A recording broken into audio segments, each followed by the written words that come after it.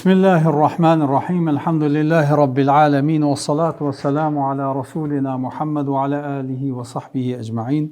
Allahun e lartësuar lavdrojmë, qojmë salavat e selam me pejgamberit e tij Muhammedi sallallahu alaihi wasallam, familjes, shokëve dhe të gjithë atyre besimtarëve musliman që pasojnë rrugën e tij dhe udhëzohen me sunetin e tij deri në ditën e gjykimit.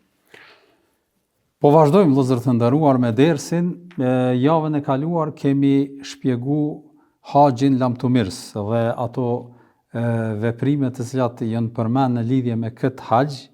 Kryesisht jemi bazuar me hadithin e Xhabirit dhe çfarë është përmendur në të, për arsye se është më detajzuesi nga shumë hadithe që kemi në lidhje me përshkrimin e haxhit të pejgamberit sallallahu alaihi wasallam, po në të njëjtin kohë është edhe përcillet kryesisht në dy koleksionet, edhe tek Buhariu edhe tek Muslimi. Andaj kryesisht jemi bazuar në atë në shpjegimin atyre detajeve që i përmendëm. Sot, ashtu që kemi paralajmëruar, do të flasim për hutbën lamtomirëse të haxhit dhe përmbajtjen e kësaj hutbeje, për arsye se edhe hadithi i Xhabirit në fakt i përmend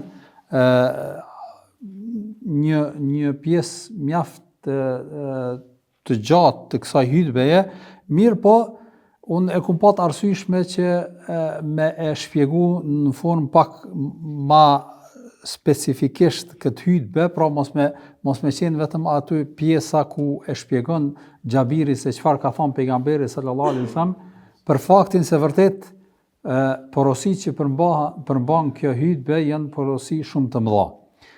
Pastaj gjithashtu duket se kom përmend edhe javën e kaluar, është ajo se kjo hutbja lamtumirëse nuk është vetëm një hutbe që ka marrë pejgamberi sallallahu alajhi wasallam në Arafat. E ka mbajt një në Arafat, që tham para se me fal namazin e drekës dhe të ikindis, po çfarë gjithashtu e ka marrë edhe një apo ka komunikuar dhe ka bën një lloj hutbe edhe në ditën e Bajramit, dhe gjithashtu edhe një e ka mbajt në ditën e mesme të ditëve të Shrikut. Është fjala atëherë kur janë gjujt gurt edhe minne e ka marrë një hutbe. Kështu që kryesisht 3 herë i është drejtuar pejgamberi sallallahu alaihi wasallam haxhilerëve në përgjithësi. Prandaj edhe kur e kanë përshkruar këtë hutbe pejgamberi sallallahu alaihi wasallam sahabët, faktikisht qysh ka qellu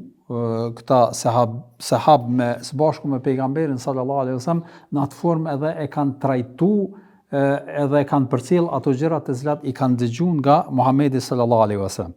Prandaj kur themi hutbe lamtumirëse, faktikisht neve na shkon me njëherë mendimi se ka të bëjë me hutben Arafat, që është më i njohur edhe më përmbledhës. Mirë po, ato që kanë transmetuar sahabët që pejgamberi sallallahu alajhi wasallam gjatë haxhit lamtumirës i ka këshilluar musliman këtë edhe atë, jo detyrimisht se gjitha kanë ndodhur vetëm në hutben e Arafatit, kanë ndodhur edhe në këto 2 raste tjera që i përmenda pak më herët.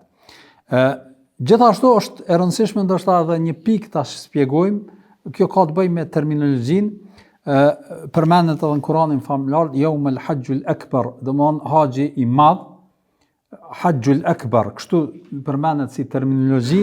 Disa prej muslimanëve mendojnë si term haxhi është Hajjul Akbar, domthon haxhi i madh ose haxhi më i madh, aludojnë se është për qëllim ai haxh në të cilën bjen xumaja ditën e Arafatit. Ashtu që ka ndodhur në kohën e pejgamberit sallallahu alajhi wasallam, se në vitin e 10 në haxhin lamtumirës xumaja i ka ra ditën e Arafatit. E keni parasysh? Edhe disa mendojnë se prandaj është quajtur haxh i madh.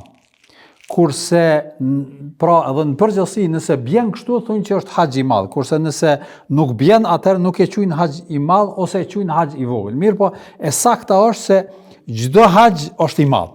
Bile disa prej ulemave këto po du vetëm me e pas parasysh si terminologji, me e kuptu se keni mundësi ndoshta edhe me dëgju ose me lezu dikun, po që ky dallim nuk është i drejtë. Pra nuk ka haxh të madh edhe haxh të vogël, haxhi, të gjitha haxhet janë të mëdha. Pavarësisht a qëllon xumaja ditën e Arafatit apo ditën e Bajramit, të gjitha janë haxh të mëdha.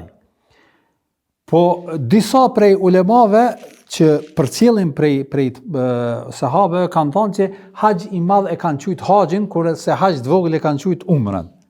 Kjo mundet me kanë pak e kuptueshme, për arsye se vërtet edhe umra është një lloj haxhi në kuptimin ritualit janë për afërta, po nuk është në vlerën e haxhit. Prandaj më e saktë është mi thon haxhi të madh haxhit edhe haxhi i vogël umrës se sa me ba dallimin të cilën e përmenin disa që faktikisht nuk është i saktë. Edhe një pikë tjetër që gjithashtu është e rëndësishme me pas parasysh, haxhi i lamtumirës. Pse është quajtur edhe kush e ka quajtur haxhin lamtumirës? Abdullah ibn Omeri në një transmetim thotë se derisa ka qenë pejgamberi sallallahu alaihi wasallam mesin ton, edhe kemi bë haxhin, edhe jemi kthy pe haxhit, e kemi quajtur haxh lamtumirës, po nuk e kemi kuptuar pse pe quajmë haxh lamtumirës. Kur ka ndru jetë pejgamberi sallallahu alaihi wasallam, atëherë kemi kuptuar se për çka është fjala. Edhe në një transmetim thuhet se kur pejgamberi sallallahu alaihi wasallam e ka marrë hutbën, faktikisht ka fol me sahabët, njerëzit që kanë qenë prezent, edhe sikur që do ta sqarojmë që thotë dëshmoni në këtë që po a përcjellin në përgjithësi, thuhet në disa transmetime wada'ahum, pastaj u përshëndet me ta. A i keni para me haxhilet, u përshëndet domthon faktikisht sikur ja u kalon disa vasijete, është përshëndet edhe ka vazhdu ceremoninë. Edhe prandaj e kanë quajtur haxhi lamtumirës, për shkak se është përshëndet, se lamtumirës domthon haxhi përshëndes, në cilën ka një lloj përshëndetje edhe një lloj manifestimi të lamtumirës. Prandaj kështu e kanë kuptuar, po ashtu siç thot Abdullah ibn Omeri, masi që kanë ndru jetë pejgamberi sallallahu alajhi wasallam, atëre kanë kuptuar pse e ka këtë epitet, pse është quajtur haxh lamtumirës. Pra për arsye se vërtet ka qenë ai momenti i fundit që Muhamedi sallallahu alajhi wasallam ka komunikuar me muslimanët në formë në përgjithësi. Edhe ajeti i fundit që ka zbrit është fjala ajeti i rregullave dhe dispozitave, për arsye se ajeti në surën El-Maida, ajeti 3, El-Yawma akmaltu lakum dinakum, nuk është ajeti i fundit që pastis ka zbrit, ka pas edhe ajete tjera të cilën kanë zbrit, po ka qenë i paralajmërim që është përmbyll se dispozita më nuk kanë zbrit mas këtij ajeti. E keni parasysh? Prandaj edhe është quajtur haxh lamtumirës për arsye se ka qenë komunikimi i fundit të pejgamberit sallallahu alajhi wasallam me njerëzit. E tash po kthehemi tek përmbajtja e hutbes. Prap po themi, nuk do të themi se këtë e ka thonë në Arafat, këtë komunikim e ka bën në Muzdelife ose në Minë e kështu me radhë, për arsye se edhe ata të cilët e kanë përcjell këto thënie nuk është ju kanë përmbajt kësaj që me tregu. Në disa sene njëjtat janë përcjell për arsye se varësisht si e kanë kuptuar edhe si ka qenë, edhe vetë pejgamberi sallallahu alajhi wasallam disa sene edhe i ka përsërit prej një hutbe tjetër. Por unë e kam bën një trajtim pak më ndryshe nga konteksti i atyre gjë porosive të përgjithshme që i ka përmend pejgamberi sallallahu alajhi wasallam, neve do t'i përmendim disa nga to, jo të gjitha, që janë më të rëndësishme, edhe të thellohemi edhe të meditojmë edhe ti kuptojmë se çfarë mesazhe përmbajnë këto porosit të pejgamberit sallallahu alajhi wasallam. Për arsye se që thash pak më herët janë porosit fundit që pejgamberi sallallahu alajhi wasallam i ka lënë si emanet umetit të tij në përgjithësi. Gjëja e parë që kam zgjedh është thot pejgamberi sallallahu alaihi wasallam, vërtet koha është kthyer në gjendjen e saj ashtu siç ishte ditën kur Allahu krijoi qiellin dhe tokën. Viti ka 12 muaj, prej tyre 4 janë të shenjtë, prej tyre janë 4 të shenjtë. Çka është për qëllim që kjo pjesë kur pejgamberi sallallahu alaihi wasallam Allahu e ka kthy gjendjen e muajve ashtu siç kanë qenë prej ditës parë kur e ka kriju botën dhe viti ka 12 muaj. Gjithmonë i ka pas viti 12 muaj, edhe tek idhujtarët e Mekës. Mirë, po çka ka ndodhur tek idhujtarët e Mekës, këtë e kemi përmend në fillim, nga interesat e tyre patën fillu me i shtrembru muajt. Për shembull, Muharremin, kur s'ju ka konvenu, ja kanë ndruar anin. Posaçërisht tek muajt e shejt. Pra për mja legjitimu edhe mja përligj vetës tyre luftën, për arsye se edhe idhujtarët e Mekës e kanë pas ndalum luftën në muajt e shejt, e kanë pas si trashëgimin nga feja Ibrahimit edhe Ismailit a.s. Pra, ka pas mbetje dhe mësimet të cilat i kanë trashëguar nga këta pejgamber, mirë po kanë deviju ashtu që kemi sqaru edhe javën e kaluar. Kur ishte në pyetje, si thot pejgamberi viti ka 12 muaj, prej tyre 4 janë të shajt. Dhul-Qa'da, Dhul-Hijja dhe Muharram. Dhul-Qa'da është muji 11, Dhul-Hijja është muji 12 dhe Muharremi është muji i parë i vitit. Domthon këto 3 muaj janë të shajt. Edhe muji i 4 që është i shajt është Regjebi i Mudarit, që është ndërmjet Gjumades edhe Shabanit. Domthon Regjebi është muji i 7. Sipas kalendarit do thotë është muji i 7. Çdo 4 muaj janë shajt, 3 janë njëna pas tjetrës, kurse Regjebi është do thotë i veçantë që i bën 1 muaj ose faktikisht 2 muaj para Ramazanit. Regjebi, Shabani, pastaj vjen Ramazani.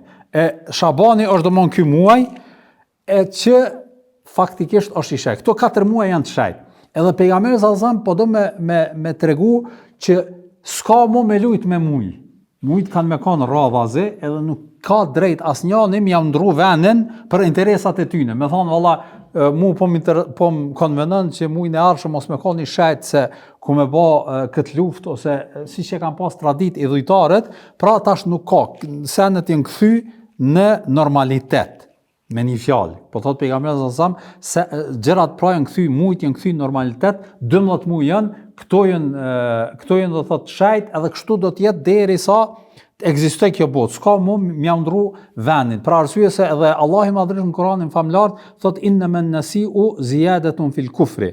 Vërtet shtyerja në surën At-Tauba ajeti 37 Allahu i Madhërisht tregon që shtyerja e muajve është shtesë në besim. Pra është do thotë formë e mosbesimit, m'ia ndru rendin muajve për arsye se ato do të milon ashtu qysh e ka para pa Allahu i Madhërisht njëna pas tjetrës. E keni parasysh, kjo është domosdoshmë ajo çka e ka theksu pejgamberi sallallahu alaihi wasallam. Pra 12 muaj janë fiks, 4 janë të shajt, nuk lejohet shtyrje për lojra politike ose interesa të kabileve edhe ndërhyrjeve të njerëzore, pra me një fjalë kalendari është pastru edhe kështu duhet me mbet. Është një sen që duhet me sqaru pejgamberi sallallahu alaihi wasallam Regjebi i Mudarit. Kush është ky Mudar? Rajebu Mudar është Mudar faktikisht ka qenë një fis prej kabileve do thotë të arabëve që mas shumë t'i kanë lujt me muajin e Rejeb. Për arsye se ka qenë një muaj në mes muajve jo të shajt, edhe tash për me vazhdu luftën ose interesat e tyre, ja kanë shty gjithmonë se kanë lënë do thotë muajin në cilën është. Vetëm një fis që ka qenë fisi Mudar e kanë rujt këtë radhitje. Tek ata gjithmonë ka qenë muajin e 7. A keni parasysh? Prandaj edhe pejgamberi sallallahu po i referohet Rejebin që e kanë ky fisi Mudar. A keni parasysh? Që kjo është do thotë ai muaji i shet. Edhe ka sqaruar pak më konkretisht, po thotë muaji që është ndërmjet Xumades edhe ndërmjet Shabanit. Do thotë ndërmjet 6-shit edhe 8-shit është 7-shit. Domthonë që ky është qëllimi i pejgamberit sallallahu alaihi wasallam, e sqarova këtë për me e pas parasysh, faktikisht asun nuk e kam ditë pse është përmend Rajeb Mudar, jam kthy do thotë në libra në referenca edhe kum pa që është për qëllim i referohet pejgamberit sallallahu alaihi wasallam këtij fisi, jo si preferencë këtij fisi apo diçka, mirë po në këtë aspekt ata ju kanë përmbajt edhe kanë rujt këtë radhitje, prandaj edhe pejgamberi sallallahu alaihi wasallam i referohet këtij fisi për më kallëzu për cilën muaj është për qëllim Regjebi ku duhet me mbet. Kjo ishte domosdoshmë çështja e parë, radhitja e muajve edhe shenjtëria e tyre. Prandaj edhe ne muslimanët i respektojmë muajt dhe kjo është Ramazanin, pra pavarësisht kur i bjen, do thotë duhet me kanë edhe haxhi mbahet në kohë caktuar, caktimi i bajrameve e kështu me radhë, çdo sen është e shajt, për arsye se kështu na ka mësuar pejgamberi sallallahu alajhi wasallam dhe kështu ky është ligji i Zotit Madhërisht që ne i përmbajmë. Çështja tjetër që pejgamberi sallallahu alajhi wasallam e ka përmend në këto hutbe apo në njërin nga këto hutbe ose edhe posaçërisht kjo çështje është përmend në dy raste, edhe në hutben e Arafatit edhe në hutben e ditës Kurbanit, ajo është se thot që pejgamberi sallallahu kur janë grumbullu njerëzit, ju ka thonë atyre cili muaj është ky. I ka pyet cili muaj është ky. Edhe ata sahabët nuk janë përgjigj, edhe pse kanë ditë që është muaji 12. Pse s'janë përgjigj? Për shkak se kanë menduar që mos po ndryshon edhe radhitja muajit 12. Për shkak atij shpjegimi që ka bërë pejgamberi sallallahu alaihi wasallam më herët që janë 12 edhe ka tregu, kanë thonë mos po ndryshon, prandaj edhe kanë hesht, edhe kanë thonë Allahu dhe i dërguari i tij e din për cilën muaj bëhet fjalë. Edhe pastaj i vetët, a nuk është Dhul-Hijja, a nuk është muaji i 12, muaji i Dhul-Hijja, ata kanë thonë po i dërguar Zotit, është do thot muaji. Pastaj ka thonë cili vend është ky? Cili vend është ky? I ka pyet. Prap sahabët janë hutu edhe nuk kanë dhënë përgjigje, edhe pse dinin që është Mekja, vendi i shejt. E keni parasysh Mekja me rrethin është vendi i shejt. Edhe ata prap janë përgjigj, ka thonë Allahu dhe i dërguari i tij e din më së miri. Atëherë ka thonë, a nuk është qyteti i Mekës? Ata kanë thonë po i dërguari i Zotit është qyteti i Mekës. Pastaj i ka pyet cila ditë është kjo? Prap nuk janë përgjigj sahabët, edhe kanë thonë Allahu dhe i dërguari i tij e din më së miri cila është ditë. Edhe pejgamberi sallallahu heshti edhe i pyeti po, a nuk është dita e Kurbanit, ditë Yawmun Nahr, dita ku therrët Kurbanit, dita e Bajramit? Ata kanë thonë o i dërguari i Zotit çashtu është, dita e Kurbanit. Pra, cili muaj, cili vend, edhe cila ditë konkretisht, që to trija e ka vetë. Edhe për trijat ju ka tregu se janë të shajta, domthon trijat janë të shajta. Pastaj ka vazhduar dhe ka thonë, vërtet gjaku juaj, pasuria juaj dhe nderi juaj, në disa transmetime përmenden nderin, në disa nuk përmenden nderi, janë të shajta për ju, ashtu siç është e shajt kjo ditë në këtë vend edhe në këtë muaj. Ka dashur pejgamberi sallallahu alajhi wasallam me tregu vlerën edhe rëndësinë e nderit edhe shenjtërinë e gjakut të tjetrit, që mos me kon pe atyre njerëzve që e ngrisin dorën edhe me njëherë shkojnë në armiqësi të njëri tjetrit për arsye se ndaj njëri tjetrit jeta e njëri tjetrit, pasuria e njëri tjetrit, edhe nderi njëri tjetrit janë të shajta, sikur që janë shajt edhe sikur që i respektojnë këto ditë e shajta, që i ka përmend pejgamberi sallallahu alaihi wasallam, për me tregu vlerën edhe rëndësinë e tyre. Prandaj edhe thot, ju do të atakoni Zotin tuaj dhe ai do t'ju pyes për veprat e juaja. Pra po i paralajmëron që secili njeri kur del para Zotit të Madhërisht ka me dalë me veprat edhe me amelet e veta. Prandaj edhe kjo është porosia, mos u ktheni pas meje me humbje duke ja prerë qafën njëri tjetrit. Është për qëllim do thot shumë direkt që me pas kujdes mos mu kthy pastaj në këto veprimet ignorancës dhe xahilietes që keni pas para Islamit, që keni bë luftra edhe jeni vra edhe armiqësinë ndërmjet veti, ta dini se këto gjëra janë të shajta dhe duhen të respektoni edhe me pas kujdes. Kjo ishte do të thotë çështja e dytë. Çështja e tjetër e tretë që gjithashtu e rëndësishme që përmenden në këto hutbë është se ka porosit pejgamberi sallallahu alaihi wasallam kush ka ndonjë emanet, le t'ja kthej atij që ja ka besuar.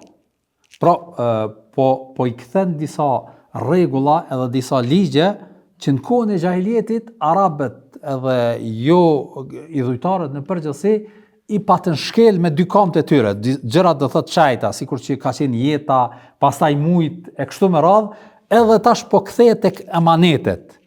Domthonë nëse dikujt ai ka bën një padrejsi, ja ka marrë diçka, pse u kon më i fuqishëm, fisi ndaj fisit, ose njeri ndaj njerit, ose hajni, ose pavarësisht çka ka ndodhur nga këto veprime, çka po thot le t'ja kthej atij që domthonë që është besuar. Nëse dikush e ka lënë emanat tek ai, le t'i kthehet ajo, edhe pastaj thot dijeni se çdo gjë nga çështjet e ignorancës, xahilietes është në këmbët e mia e shfuqizuar. Me një fjalë, çdo armiqësi, çdo gjë që keni pas në mes veti para Islamit, në kohën e xahilietit, po thot mawdu'un tahta qadami, është fjala që unë jam të shkel domthonjë që rënohet, nuk ka kurfar baze më. A keni parasysh? Pra nëse keni bën ndonjë marrëveshje, fisi me fisin, për me sulmu dikun, ose me ba diçka, pavarësisht çka mundet me qenë ajo, dije që pe këtij momenti ke këto bim poshtë. Nuk ka kur gjumok, jo, që është e vlefshme pe këtij momenti është do thot shkelet edhe kur gjë do thot nuk mirret parasysh. Gjithashtu e shfuqizon edhe hakmarrjen që mund me pas njerëzit në me veti. E keni parasysh, nëse dikush ka pas ndonjë gjak të dikush tjetër e kështu me radhë, edhe këto bëhet të gjitha shuhen. Edhe gjaku i parë që unë e shfuqizoj është nga gjakra tanë. Është fjala e gjën e parë që e bën pejgamberi sallallahu alajhi wasallam është e shfuqizon një gjak që e ka pas kabilja e tij, fisi i tij, familja e tij, karshi një fisi tjetër që kanë pas një gjak me marr prej tyre. Kjo është do thot e para që e shfuqizon. Ajo ka qenë domthon gjaku i Rabi' ibn Harith ibn Abdul Muttalib. Harith ka qenë një nga fëmijët e Abdul Muttalibit, do thot miq i pejgamberit sallallahu alaihi wasallam. Ky e ka pas një djalë, e ka pas emrin Rabi'. Ky Rabi'a ka qenë një rast dhe faktikisht duke ushqyer tek një fis tjetër Banu Saad që kanë qenë jashtë Mekës, edhe në sulm e tutje të një fisi që ka qenë Hudhejl, e kanë vrarë edhe këtë djalë. E keni parasysh? E kanë vrarë këtë djalë Kurejshitëve. Edhe faktikisht fisi Hudhejl ka pas një gjak borx ndaj kujt? Ndaj Kurejshitëve, për shkak që ti djali, e keni parasysh. E pejgamberi sallallahu alajhi wasallam bëhet gjakun e parë që e anuloi është ky gjak. Pse është kjo e rëndësishme me e kuptu? Se ajo piknisja e çdo veprimi është prej vetes tij. Edhe kjo është domosdoshmë shumë e rëndësishme tek lideri apo udhëheci apo njëri që është shembull me nis prej vetvetes vet.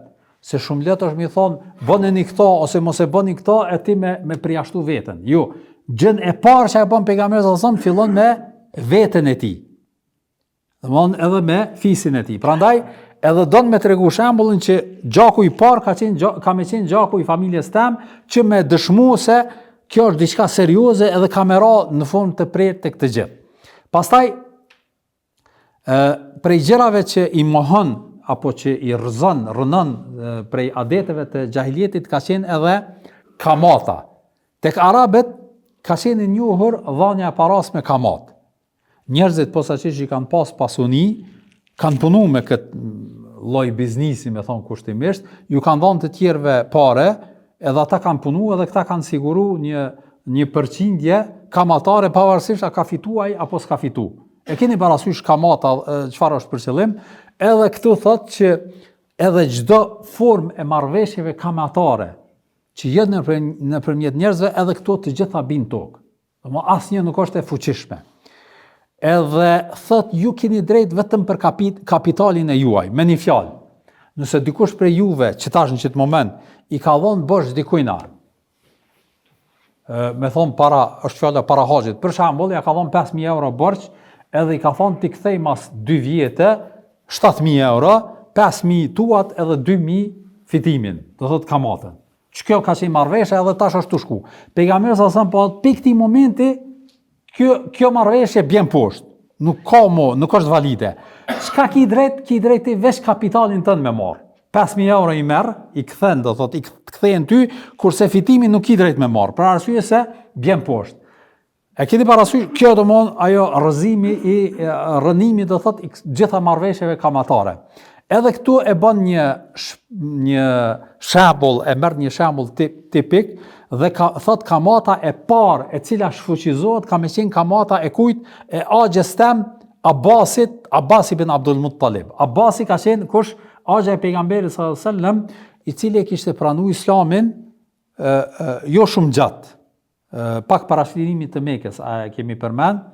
Edhe Abbasi ka pas marrëveshje më herët të njerëz me vite që ka dhënë pare me kamat. Abbasi, për arsye se në kohën e xahiljetit. Edhe tash çto marrëveshja e parë e cila ka mu rënua dhe ka mu shfuqizu, ka me qenë marrëveshja e axhes tem me njerëz që i ka pas. Që edhe këtu me tregu këtë shembullin që e përmendim, se ja ka fillu pejgamberi sallallahu alajhi wasallam pej vetes tij për me tregu shfuqizimin e këtyre gjërave. Edhe kjo është e rëndësishme, ashtu qysh e përmendëm pak më herët. Pastaj prej gjërave që është përmend në këto hadithe, posaçërisht në hadithin në hutben e Arafatit, është edhe ajo që pejgamberi sallallahu alajhi wasallam ka porosit muslimanët që të kenë kujdes ndaj grave të tyre. Ku thotë, o njerëz, keni frikë Allahun dhe sillni mirë me gratë, sepse ato janë në përgjegjësinë tuaj dhe nuk zotrojnë për veten e tyre asgjë. Me një fjalë, burrat janë përgjegjëse për gratë e tyre, ata kanë lënë familjet e tyre, çdo gjë të tyre edhe vinë familjen e burrit, prandaj edhe porosit që të jenë musliman, burrat posaçërisht, të jenë të përgjegjshëm ndaj tyre, edhe mos më ju bë zullum atyre, për arsye se po thot ato i keni marrë emanet prej Allahut dhe ju është leju martesa me fjalën e Zotit Madhreshëm.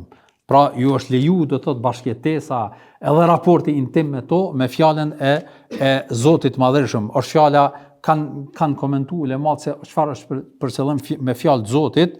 Disa kanë thënë që është për qëllim lejimi martesë, disa kanë thënë që është për qëllim akti kurorës, pranimi edhe me emër të Zotit e kështu me radhë, po sidoqoftë, kjo është do thot një nga porositë që pejgamberi sallallahu alaihi wasallam e ka veçuar dhe edhe kjo pikë është shumë e rëndësishme për arsye se në atë kohë tash vërtet jemi në një situatë që të drejtat e grave, shumë njerëz flasin për këtë, posaçërisht mbase disa kanë kaluar në aspektin e ekstremit edhe feminizmi e kështu me radhë, sidoqoftë për atë kohë kjo është një veçanti se vërtet Allahu i Madhreshëm edhe Islami në përgjithësi çdo entiteti, me thënë kushtimisht, edhe çdo gjëje ja ka dhënë hakun që e meriton pa drejtësi në mes njerëzve në përgjithësi. Prandaj edhe gratë nuk ka dyshim që e kanë hakën e tyre, prandaj edhe tërheq vërejtjen pejgamberi sallallahu alaihi wasallam në këtë. Pastaj prej gjërave që i përmend pejgamberi sallallahu alaihi wasallam në këto hutbe është edhe thania kur thot muslimani është vllai i muslimanit dhe muslimanët të gjithë janë vëllezër ndër me veti. Me një fjalë duhet ta trajtojnë njëri tjetrin si vëllezër dhe nuk lejohet askujt të marrë nga vllai i tij asgjë përveç asaj që ja jep me dëshirë të plotë. Prandaj mos i bëni padrejtësi vetes tuaj. Me një fjalë, nuk i drejt t'ia marr dikujt diçka që s'është e jotja, përveç nëse ai ta lejon. Don me ta dhon, atëherë kjo është diçka tjetër.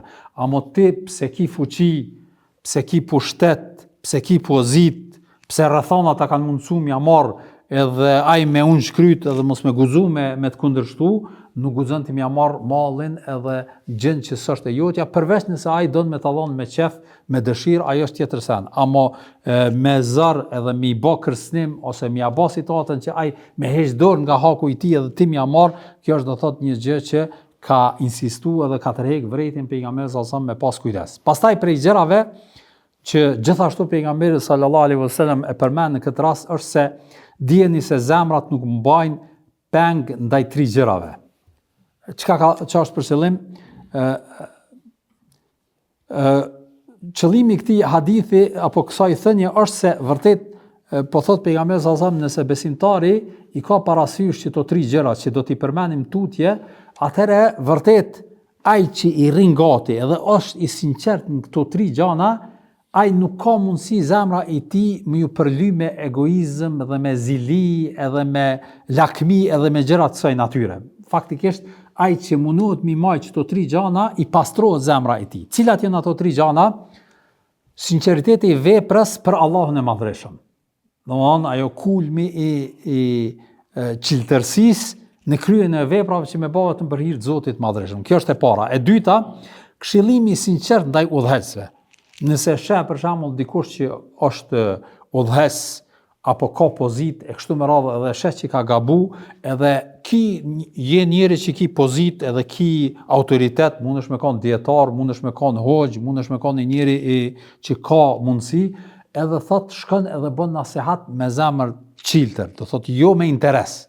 Jo veç me qortu, jo për me realizu ndonjë synim tonin, po shkon sinqerisht edhe mundohesh me e drejtu atë njëri udhëhes.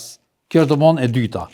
Edhe e treta, qëndrimi i bashkuar me xhamatin, pra edhe mos më përqa, mos me pas atë, çish me thon, karakterin që me kriju fitne edhe përçarje mes muslimanëve.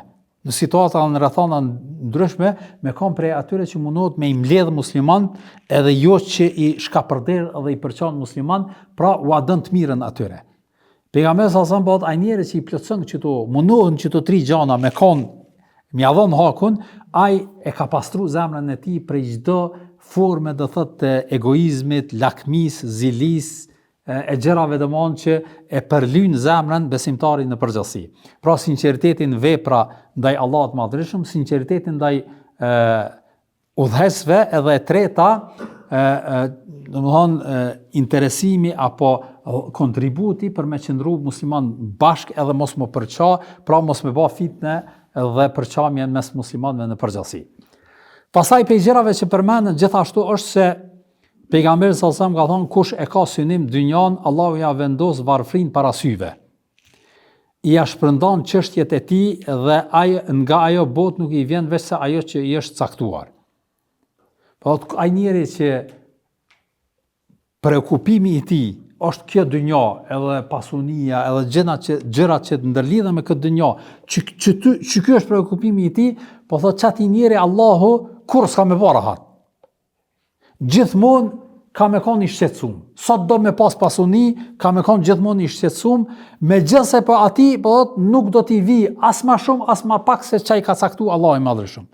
Po vetë në zemrën e tij po thotë kur s'ka me konë i rahat, për arsye se Zoti, domthonë kam ja vendos synin, domthonë varfrin në syrin e tij, që thonë të na në gjuhën e popullit, e ka synin e unt. Apo kupton? Ç'kjo është domthonë ajo?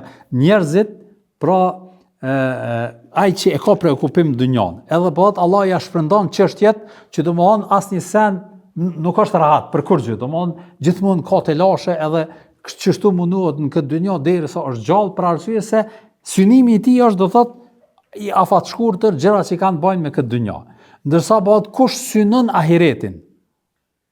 Domthonë këtë dynjë e kqyr vetëm mundësi që nëpërmjet kësaj dynjaje me fitu ahiretin, bëhet kush synon ahiretin, Allahu ja vendos pasurinë në zemër. Çka do të thonë ja vendos pasurinë në zemër?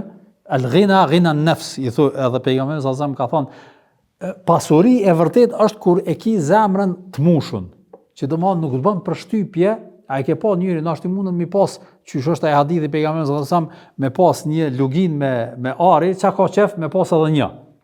Apo ç'kjo domthonë ai njeri që synon ahiretin, Allahu i Madhërisëm e bën të vetë mjaftueshëm. Pavarësisht a ka shumë, a ka pak, nuk i bën përshtypje. Pra nuk e bën përshtypje për arsye se e ka zemrën e plotësuar edhe të ngopur. Edhe po thot Allah i Madhërisëm ja vendos pasurinë në zemër, ja rregullon punët e kësaj dynjaje dhe dynjaja i vjen atij e nënshtruar. Me një fjalë, i vjen e nënshtruar, pra i vjen të mirat e kësaj dynjaje, edhe pse nuk ngan mas tyne, Allah i Madhërisëm ja bjen në dispozicion. Edhe që kjo është realiteti, e kemi pa edhe në rastin e sahabeve në përgjithësi. E kemi përmend, ndoshta ju kujtohet, e kemi basi vrejtje në betejën e Bedrit, faktikisht kanë dalë, kanë synu me e marr ajo që ju ka taku atyre, që karavani, apo? Edhe Allah i Madhërisëm ju ka dhonë diçka më mirë se ajo që ka qenë fitoria, edhe gëzimi. Pasuria, nuk e kanë marrë pasurinë, mirë po, kanë marrë diçka edhe më të mirë se pasurinë, që pastaj ju ka sjell ajo pasuri edhe gjana tjera. Prandaj, besimtari duhet me kanë nga ata të cilët vërtet, për arsye se kanë qenë në sprov, e keni parasysh atë në betejën e Bedrit, kur ka ardhur çështja e ballafaqimit, e kanë ditë që tash nuk po ballafaqohen me marr pasuninë, po për arsye se pasuria ka ikë, Ebu Sufjani kishte ikë me karavanën e tij, është kthyer në Mekë.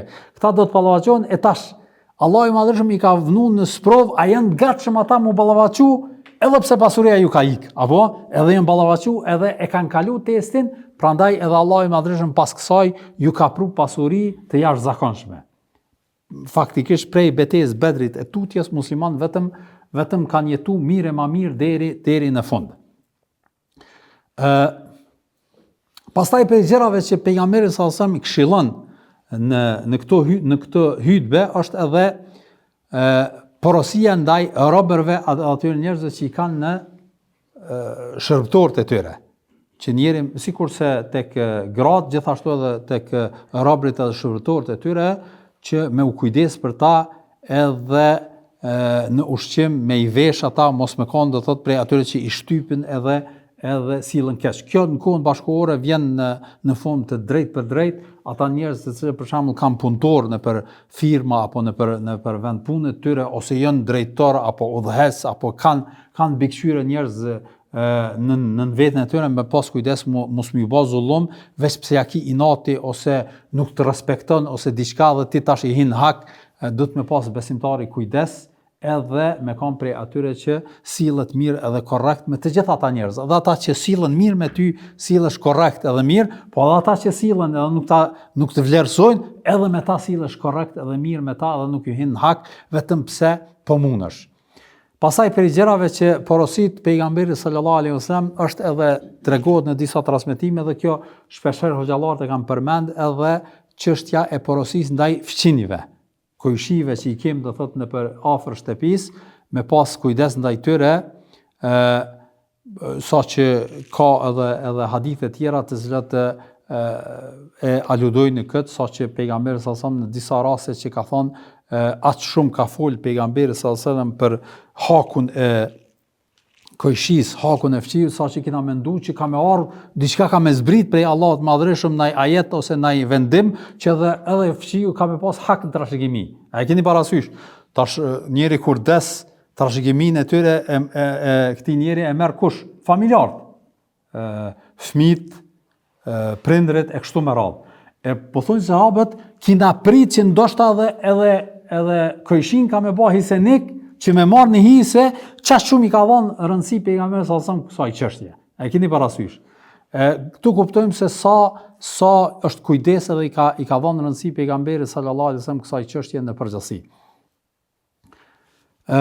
Prej gjërave që e ka përmend pejgamberi sallallahu alaihi wasallam është edhe që nuk lejohet që dikush të bëjë testament në dëm të trashëgimtarit. Edhe kjo është një çështje e fikut që fatkeqësisht shumë prej njerëzve nuk e kanë parasysh, ajo është se vërtet ndarja trashëgimisë në islam është e shtjelluar edhe e caktuar edhe e detajzuar në Kur'anin famlar.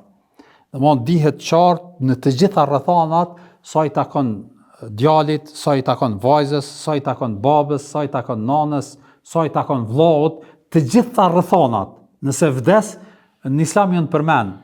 Posaçi në Kur'anin famlar janë përmend. Bile çka është mas interesanti, nuk ka asnjë rregull edhe dispozit që është detajzuar më konkretisht se sa trashëgimia në Kur'anin famlar. Për shembull, namazi është përmend shumë herë në Kur'anin famlar, po nuk detajzohet sa rekate i ka dreka, sa i kindia, çish falet, rukuja, sejdha, nuk si detajzime s'ka, apo këto janë detajzuar ku në sunet pejgamberit sallallahu alajhi wasallam ai na e ka sqaruar. Amo ndarja e trashëgimisë, sa i takon djali, vllau, baba, nana, vajza, nipi, e kështu me radhë, aq shumë janë detajzuar dhe aq konkretisht janë detajzuar që s'ka nevojë asnjë sqarim shtesë ose ndonjë hadith shtesë për me kuptu se sa i takon kujt edhe në çfarë rrethane sa. Të gjitha janë detajzuar. E keni parasysh? Kjo është domosdoshmë shumë e rëndësishme. E tash pejgamberi sallallahu alajhi wasallam po tregon që nuk ka drejt besimtari para se me dek me lënë testament për trashëgimtar. E keni parasysh? Nëse ti po e zami ki 2 djem, edhe ki 2 qika, edhe ki nanën edhe babën, edhe je ki pasuni, ose se ki nanën babën pavarësisht tash, edhe ki pasuni. Edhe tash ti do me lënë testament, nuk i drejt me thonë valla djalit të madh pijala ma shumë se sa djalit vogël. Se më ka kqyr ma shumë, ose më ka nimu ma shumë, ose më ka respektu ma shumë, nuk ka kësi ndarje. Allah i madhreshëm e ka parapo qartë s'kush sa merr. S'ki drejti tash me ndërhy edhe me bë përjashtime kujt sa m'ia dhon. Ti mundesh pe pasurisë tame në të përgjithshme me lënë maksimumin 1/3, për shembull dikujt m'ia dhon që s'ka drejt trashëgimisë, për shembull xhamis ose me ndërtu ndonjë tokë ose dikujt që ki qefti m'ia dhon.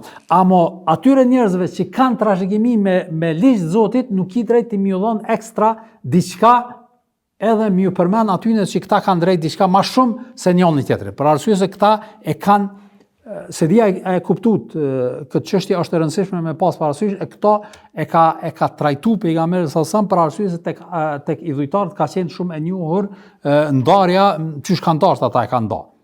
Pastaj prej gjërave që tërheq vërejtjen është edhe wa man idda'a ila ghairi abihi është fjala që ka ndalu pejgamberi sallallahu alajhi wasallam që dikush me mohu babën e tij ose me pretendu që ka babë dikun që se ka.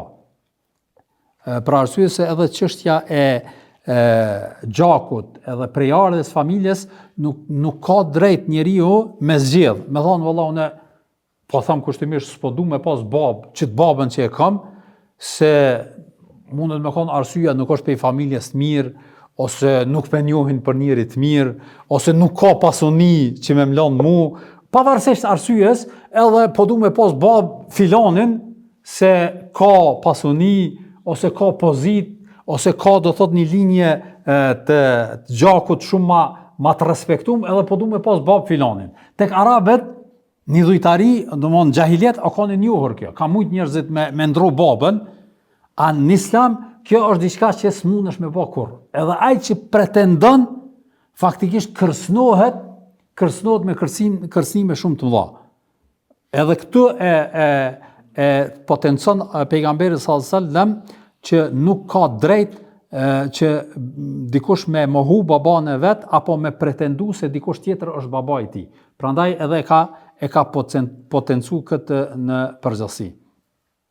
Pastaj i thot pasuria vjedhur duhet kthyer, dhuratat e dhënë pa qëllim të lezetshëm është e pranuar, pra nëse dikur t'jap dhurat, atëherë ki drejt me pranu, borxhin duhet me shly, edhe kjo tash kur ka thonë çdo rregull ka ra, e keni parasysh, nuk do thotë që nëse dikush ka pas borxh dikujt tjetër me dhënë Allah s'po ta kthej borxhin, se pejgamberi sallallahu alajhi wasallam i ka prishtë jo marrëveshjet jo të drejta kanë ra.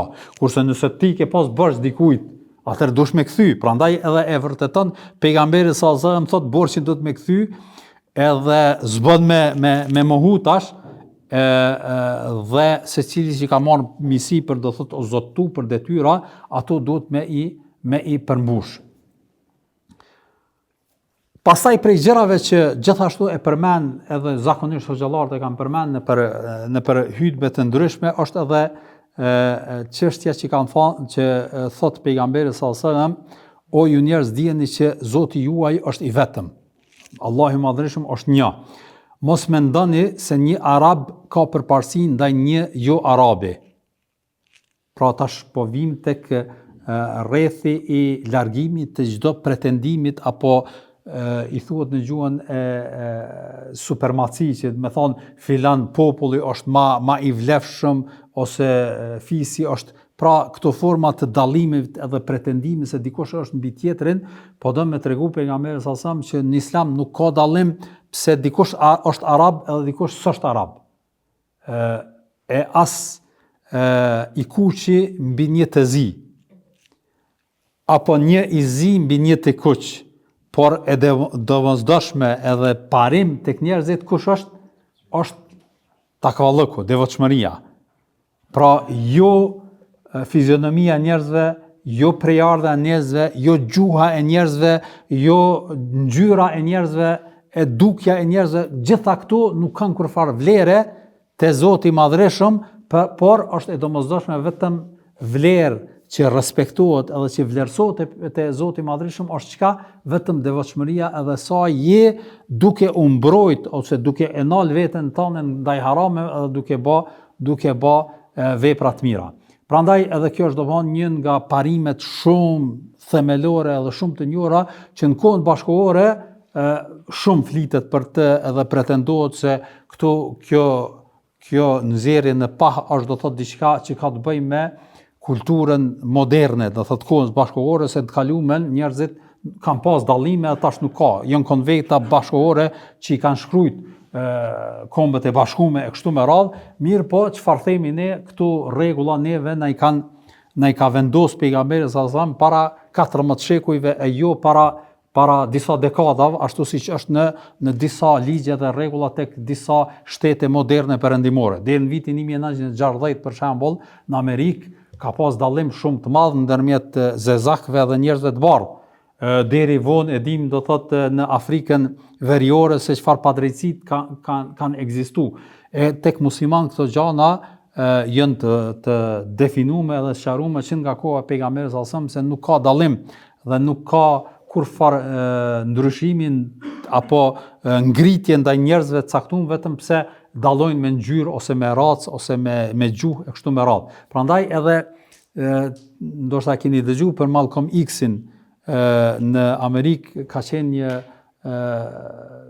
person që ka luftuar për të drejtat e zezakëve, pastaj ka pranuar Islamin edhe kur ka shkuar në haxh, ai në shkrimet e tij e përmend një nga gjërat që më shumti është çudit edhe ka pa atë çiltërsinë e Islamit, thotë kur jemi fal, si duket kur janë fal, e keni parasysh zakonisht në udhtim gjatë haxhit, të bjen më fal në për rrugë, në për vende të ndryshme, thotë sot jem fal një grup i njerëzve të thotë bardh në një, domthonë jo që janë kanë në një saf të bardhë edhe të zit, që për Amerikën ato ka qenë diçka e pamundur. Domthonë jo kjo, po ka thënë që edhe imami që na e ka fal ka qenë i zi.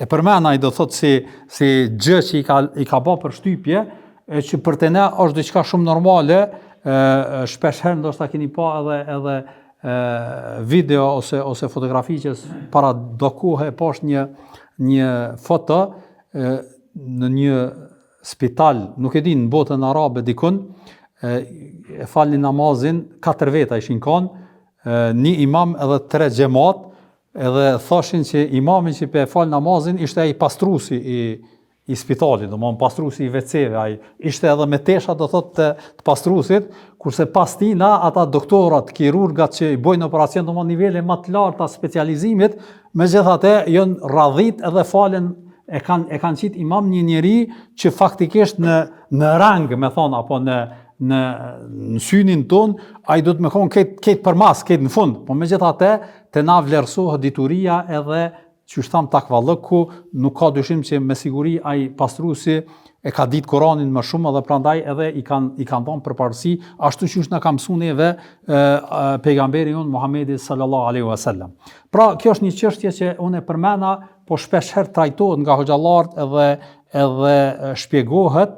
Pastaj prej gjërave që gjithashtu pejgamberi sallallahu alaihi wasallam e ka përmend është edhe atë, edhe me këtë inshallah po e përmbyllim, është që ka thënë le ta përcjell i pranishmi ato që ka enin atyre që nuk janë këto. E keni parasysh. Domthonë çto gjana që i keni dëgju, ju që jeni prezent, po thotë përcjellja atyre tjerëve që nuk janë prezent. Nuk janë prezent, mund me konë ata që s'kan marrë pjesë në haxh, po është kuptim edhe ato gjenerata që vinë mas juve, që faktikisht jemi ne edhe që po na përcjellin këto gjana. Faktikisht edhe kjo ka qenë edhe praktika e sahabëve, prandaj edhe kanë përcjell edhe prandaj disa prej sahabëve ka qenë synimi i tyre kjo, që me përcjell sa më shumë mësime edhe thanje të pejgamberit sallallahu alajhi wasallam për me u përcjell gjeneratave që do të vinë pas, edhe kjo ka ndodhur. Pastaj ne i lexojmë edhe janë këto koleksionet e librave të haditheve të pejgamberit sallallahu alajhi wasallam që na u kanë përcjell, edhe i dëgjojmë, edhe çka është e veçantë atë kësaj, kjo përcjellje është zakonisht, edhe kjo është e rëndësishme, vëllezër të nderuar me pas parasysh, për shembull na nëse të ardh e kemi pa një ndeshje, kur vim këtu në xhami edhe ja u kallëzojmë, krahas që kallëzojmë, çka kena pa, kallëzojmë edhe për shtypjet tona.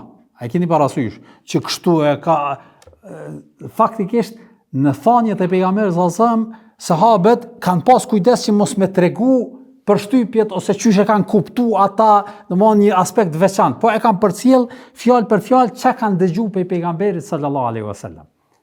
Prandaj edhe hadithet e kanë këtë veçanti. E keni parasysh që e përcjell sahabiu prej pejgamberit sallallahu alajhi wasallam, tabiin, pastaj domthonë zinxhiri i tretë, i katërt, edhe aty ka filluar pastaj shkrimi. E keni pa. Po janë munduar me përcjell fjalë për fjalë, edhe kjo është do thotë një veçanti e Islamit që kanë pas kujdes edhe pejgamberi sallallahu alajhi wasallam, prandaj edhe i ka dhënë rëndësi kësaj, edhe çka ka thonë në një hadith ka thënë Allah e mëshiroft atë njerëz që e dëgjon fjalën time dhe e përcjell tek të tjerët ashtu siç e ka dëgjuar. Ashtu që e ka dëgju. Pra, jo me dhon komente, sqarime, po çashtu që e ke dëgju, te e përcjell. Pastaj po vazhdon pejgamberi sallallahu alajhi wasallam po thotë rubba hamilu fiqhin laysa bifaqih. Pra arsye se ka mundësi që bartësi i dijes në vete e nuk janë feki. Për shembull, ka mundësi dikush e bart një thanje të pejgamberit sallallahu alajhi wasallam edhe nuk e kupton qartë ose urtësitë e këtij asaj thanje. Ja përcjell dikuj tjetër që ai e kupton më mirë se ky që e ka përcjell. E keni parasysh. Edhe për sa ta thot vërtet ka barsë të dijes që vet nuk janë faqih dhe ka barsë të dijes që ja përcjell dikujt që është më i ditur se ata. Pastaj kur ja përcjell atij që është më i ditur, pastaj ai e kupton edhe e shtjellon edhe nxjerr prej ty njohuri edhe mësime më shumë se ai përcjellsi.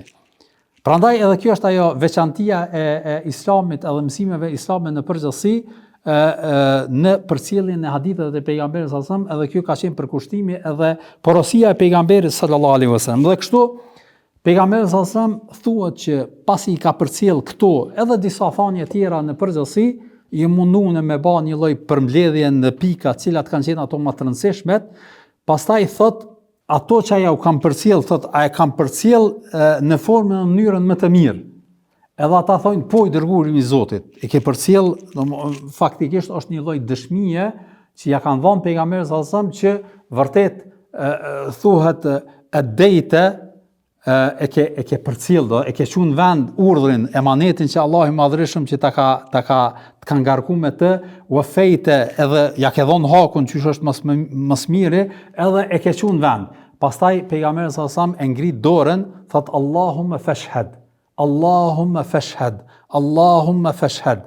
Domthon edhe këtë e përcjellin sahabët, thot në fund të ligjëratës, domthon të hutbes, e ka thonë edhe këtë 3 herë që dëshmoni që e kam përcjell në formën dhe mënyrën më të mirë atë emanet që Allahu i Madhërisht më ka dhënë juve, edhe faktikisht sahabët kanë qenë dëshmitar, po gjithashtu edhe ne jemi dëshmitar të asaj përcjellje, edhe ne dëshmojmë që vërtet ky pejgamber i Zotit, ky i dërguar i zgjedhur i njerëzimit, vërtet e ka çuar në vend emanetin e tij, me cilën është ngarkuar nga Allahu i Madhërisht në formën dhe mënyrën më të mirë. Prandaj edhe bëjmë dua ndaj tij vazhdimisht, çojmë salavate ndaj tij vazhdimisht, edhe kujtojmë vazhdimisht, edhe e kuptojmë apo e ndijmë në vetveten tonë, në ndërgjegjjen tonë hakun që e kemi ndaj këtij pejgamberi në përgjithësi, për shkak të kësaj sakrifice edhe përgjegjësie edhe mundi që e ka dhënë për me e përcjell çdo çështje që është e rëndësishme për neve në formën dhe mënyrën më të mirë, edhe dëshmojmë edhe ne në këtë ashtu që kanë dëshmuar edhe sahabët edhe gjeneratet pas tyre, edhe thuhet që pejgamberi sallallahu alajhi wasallam mas kësaj një kohë ka zbrit edhe ajeti në surën Maida, ajeti i 3, al-yawma akmaltu lakum dinakum, që është do thotë sot u plotësova juve fenë juaj, edhe u përsosa begatin ndaj juve, u raditu lakum al-islam dina, dhe jam i kënaqur që për juve me qenë Islami fe. Edhe me këtë pra është përmbyll edhe shpallja legjislative, me thonë kushtimisht, për arsye se edhe pas këtij ajeti janë shpall disa ajete tjera, po nuk kanë qenë ajete të ahkamve, të rregullave, dispozitave, edhe pak muaj pastaj edhe ndron jetë pejgamberi sallallahu alaihi wasallam. Pra këtu po e ndalim, inshallah vazhdojmë javën tjetër. Wa sallallahu ala nabina Muhammad wa ala alihi wa sahbihi ajma'in. Allah i shpërblet.